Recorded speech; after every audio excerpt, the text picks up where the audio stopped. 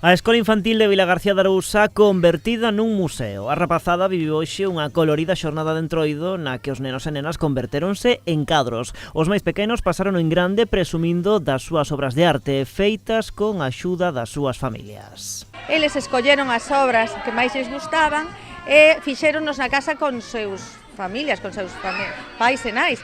Que pasa? Que agora lles preguntas, porque están as obras expostas nas aulas, ven proxeccións, falamos dos pintores, dos artistas e tal, e das artistas, e entón lles preguntas ese cadro quen o pintou, e che din eu, porque claro, pintaron eles, non é de Picasso, nin é de Kandinsky, están pintados por eles. No centro entenden que, ademais de pasalo en grande, este entroido de cadros permite aos máis pequenos ir entrando en contacto coa arte e o mundo da creatividade. De forma paralela, están organizando máis actividades para seguir afondando no tema. Estábamos a facer instalacións e intervencións con artistas.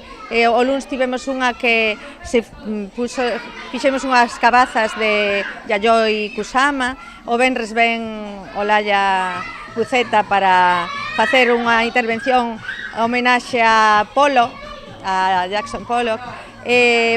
Toda a semana estivemos facendo cousas aquí con eles. E a resposta dos nenos e nenas xa están a ver. Esta mañá gozaron dos seus disfraces nunha animada xornada. Penso que se sinten artistas.